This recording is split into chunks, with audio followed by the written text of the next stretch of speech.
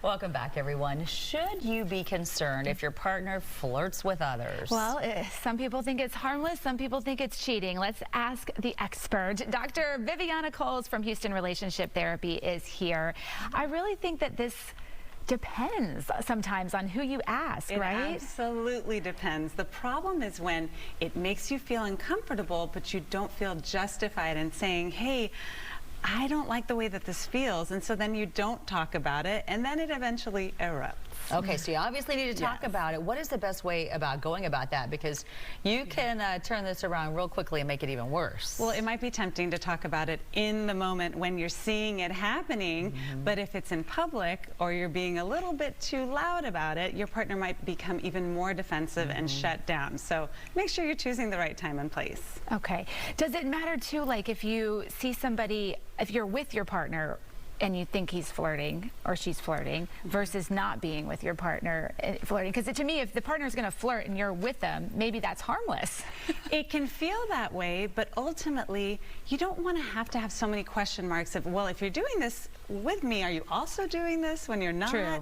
And of course, some people are just very social and very courteous, and maybe it can seem that like, might be their personality. That might be their personality. Yeah. But again, it goes back to, does it make you feel uncomfortable?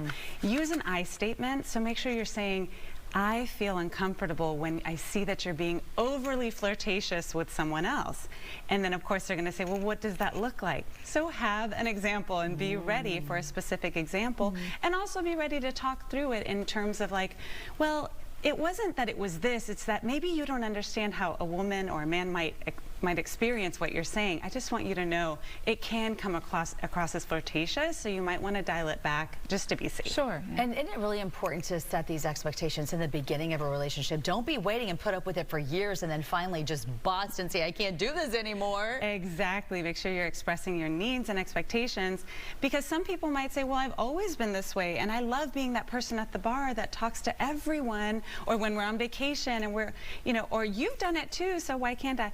The point is, if it makes you feel uncomfortable, just to be mindful of it and share that with your partner. And that's all that matters. If you're uncomfortable, then it's crossing the line. Okay. Yes. Thank you, Dr. Viviana. And if you are loving these tips, or if you want tips that are specific to what's going on in your life, check out my YouTube channel. Just Google Dr. Viviana. Awesome. Next, what's happening on the hardwood? Oh, let's find out. Nate Griffin is following right.